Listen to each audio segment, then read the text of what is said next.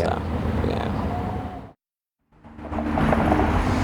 A lot of people on this block I spoke to are shaken up over this incident, and no one, also for fear of retaliation, would speak with me on camera. But a neighbor called the mother a hero and said she did all that she did for her babies. Steve, Carol?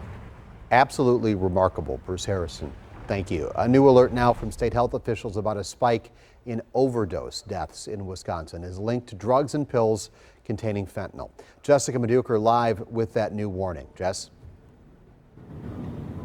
That's right. Fentanyl has become the leading force in overdose deaths, and that has only skyrocketed right here in Milwaukee. Now, take a look at these numbers from the Milwaukee medical examiners that they released just last week. Now, in just the last 5 years, the number of deaths involving fentanyl has increased by more than 170%. DHS says fentanyl is being found in all types of drugs, including counterfeit pills, stimulants, and opioids. The biggest challenge is that you can't see it, taste it, or smell it. The tiniest amount, as little as 2 grains of salt, is enough to kill someone. DHS experts say the pandemic has only escalated these overdoses. Those types of challenges that the pandemic created definitely led to an increase in overdoses and deaths that we were seeing in our state and nationally. The opioid epidemic itself continues to evolve, and the prevalence of fentanyl in the drug supply, the types of fentanyl that are now in the drug supply, those were not as prevalent just a few years ago. And the potency of those drugs is really what is driving the overdoses and deaths that we're seeing. Now, additionally to fentanyl test strips, which are available and legal here in Wisconsin, experts are encouraging people to learn how to use a Narcan, which is happening just in 30 minutes right here at Turner Hall. The Milwaukee Overdose Prevention Group is about to kick off an event where they will be offering free training as well as distributing those Narcans. For now, live from downtown, Jessica Maduker, TMJ4 News. Yeah, very important to save lives. Jessica, thank you very much. Now, we're hearing for the first time from city leaders about a man's death Monday on Kilbourne Avenue Bridge. A 77-year-old man died after the bridge went up while he was standing on it. It's still not clear how the operator missed him. Mary Jo Ola took questions to the mayor and an alderman. Mary Jo is live with the latest. Carol, 2 days since this tragedy, it is not clear what exactly went wrong. Both Mayor Cavalier Johnson and Alderman Bob Bauman expressed remorse over the situation and noted there have not been any safety issues in remotely operating the bridge until now. My heart breaks for what happened to them. It really, really does. Like I said, it's been on my mind just constantly. I can't even imagine. Milwaukee's Mayor Cavalier Johnson spoke publicly about the Kilbourne Avenue Bridge tragedy for the first time Wednesday morning. On Monday, 77-year-old Richard Dujardin and his wife were visiting Milwaukee and walking across the bridge. It began to rise while Richard was still on it. He tried holding onto a railing but fell and died. If there are anything that needs to change in our processes, we will, of course, evaluate those things and, of course, look to make changes if those things are required. The Kilbourne Avenue Bridge is controlled remotely from the Water Street Bridge House by an operator using video. The Department of Public Works says about half of the city's movable bridges are controlled remotely, a safe and standard industry practice. I've been here since 1977. I've never heard of a pedestrian-related incident where someone was on a bridge when it was opening. Alderman Bob Bauman points out Milwaukee moved to remote bridges due to labor costs several years ago, and that the city's bridges are opening more often, totaling more than 27,000 times in 2021 compared to just roughly 20,000 in 2019. Despite decades of safe bridge openings, the alderman says Richard's horrific death warrants a review at the Department of Public Works. I know they're extremely crestfallen over this incident having taken place. I'm sure they're going to be reviewing their procedures. I'm sure they're going to be determining whether every step was followed. DPW declined our request for an interview. They did say the operator was fully trained and had 4 years on the job. That operator is on leave while the investigation is ongoing. Live in downtown Milwaukee, Mary Jo Ola, TMJ4 News.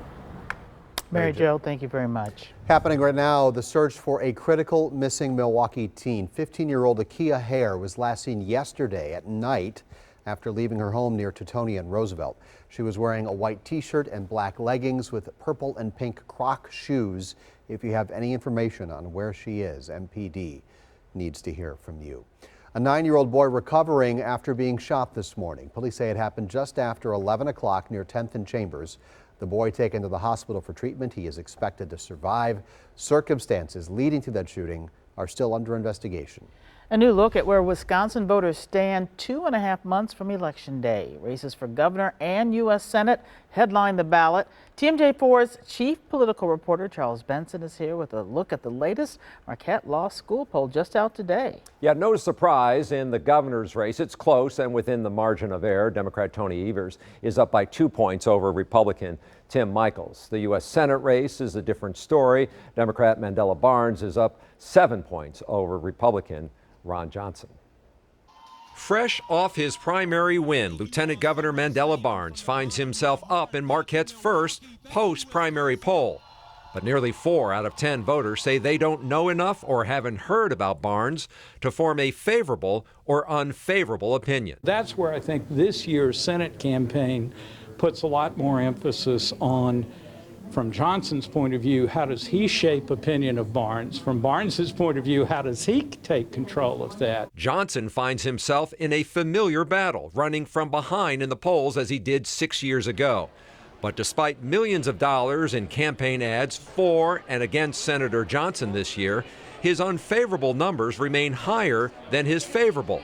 He was able to turn that around in 2016, but the big difference this time around, Johnson is more well-known by voters. So the magic that worked so well in 2016, converting don't knows into favorables, seems to have been working the other way in 2022.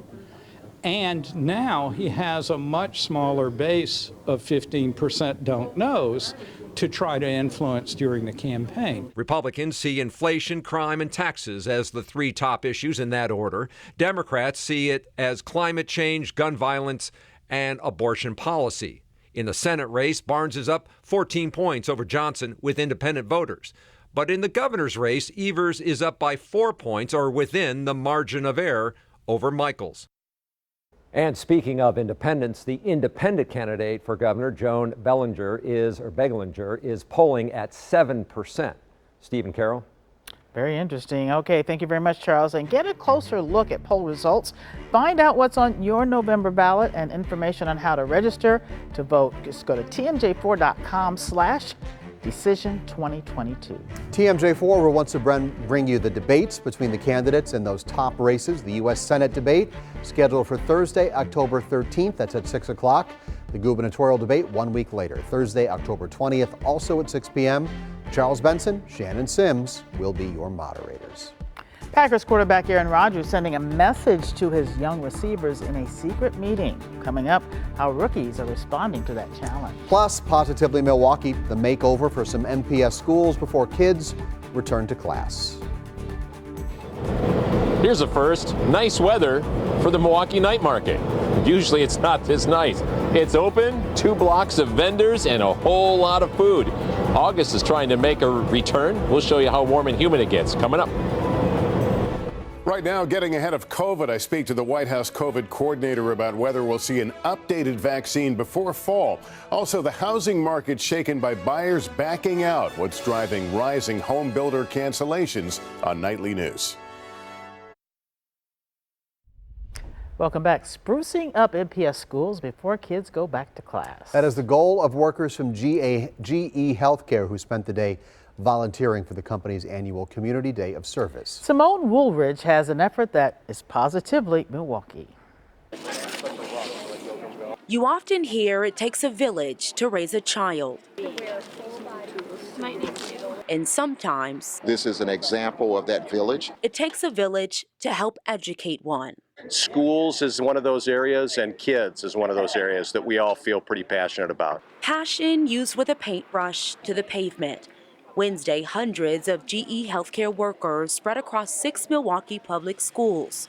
preparing students for their first day of school in September. We look at various schools that could use a little bit more of attention, and then we look at how do we go in. There are some projects that they may start this year, and they may come back next year to finish that project off and see that project through. Coming back next year, that's the plan, and one the company has stood by for 26 years. Every year, several schools in the district are chosen to get a little TLC, creating a welcoming environment for students. I'm excited to kind of finish up the playground and see what it looks like after we're done. From work on the inside to play on the outside, GE healthcare employees used all their muscles to revitalize some of the school's areas, because at the end of the day, I think it's really awesome to give back to the community. It's about growing the education village to help teach a child. And it's work that's paid off once the students are long gone and outside of these walls. Reporting on Milwaukee's South Side, Simone Bullridge, TMJ4 News.